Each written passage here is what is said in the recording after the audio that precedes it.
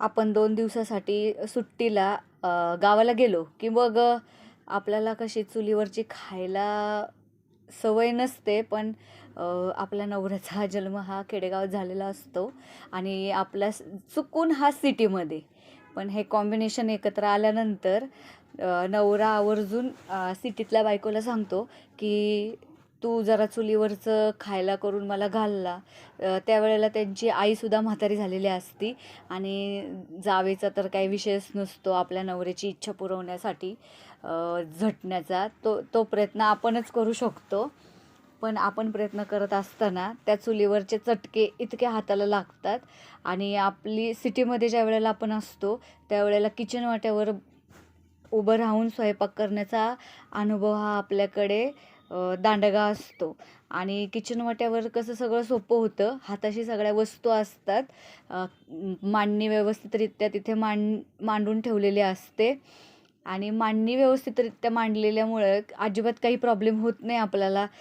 स्वयंपाक करताना हाताशी सगळ्या वस्तू असतात. अगदी तेला मिठासकट सगळं हाताशी आपण तिथे लावून ठेवलेलं असतं. आपल्या सवयीचं घर असतं आणि ज्या वेळेला आपण गावाला सुट्टीसाठी जातो एकत्र फॅमिलीमध्ये, तिथं खूप एकत्र फॅमिली असल्यामुळे खूप सारे माणसं गोळा होतात. जवळजवळ 10-15 लोकं तरी ॲटलीस्ट होतात. पाहुणा रावळा तर वेगळाच असतो आणि अशा टायमाला आलेल्या पाहुण्याला जेवण केल्याशिवाय सोडायचं नाही, हे आमच्या घरची खास पद्धत असते.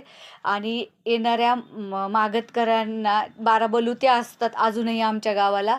ती येत असतात त्यांचा शिदा मागण्यासाठी. ते सुद्धा धान्य घेऊन जातात, पैसे पण घेऊन जातात आणि आपण जर जेवण करत असेल तर त्या आपल्या जेवणातलं जेवणही त्यांना खायला नक्कीच आवडतं.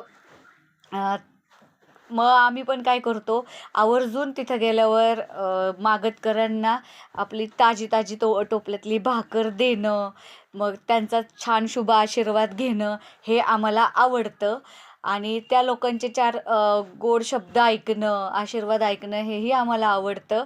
आणि मग पण त्यापेक्षाही मला थोडंफार कठीण जातं चुलीवर स्वयंपाक करायला आणि अशा सिच्युएशनला मला घरचे जरा थोडंसं समजून घेतात.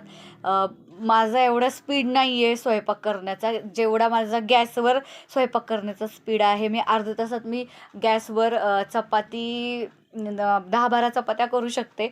पण तेवढेच चूल पेटवल्यानंतर मला 2 भाकरी करायलाही मुश्किल होतं आणि इथं सिटीमध्ये 1 तासाचा स्वयंपाक जरी असेल तरीसुद्धा तिथं चुलीवर मला 2 तास तरी नक्कीच लागतात. पण ते काही ती माझ्या नवऱ्याला चुलीवरची चव देण्यासाठी सगळा हट्टच चालू असतो. त्या भाकरी शिकण्यापासून तर त्या भाजणं, मग कुणीतरी मला गायडन्स करत असतं, अशा करा, तशा करा. त्यातून माझी काही जी त्रेधा त्रिपीट म्हणतात उडते, ती काही विचारूच नका. कारण चुलीचे चटके की चूल पेटवावी लागते. चुलीचे लाकडं कधी पेटतात, कधी ओली असतात, कधी पेटतच नाहीत लवकर. मग चूल पेटवली मुश्किलनी तर मग चला आता निखारा पडेपर्यंत त्याच्यावर कुठली तरी भाजी शिजवा.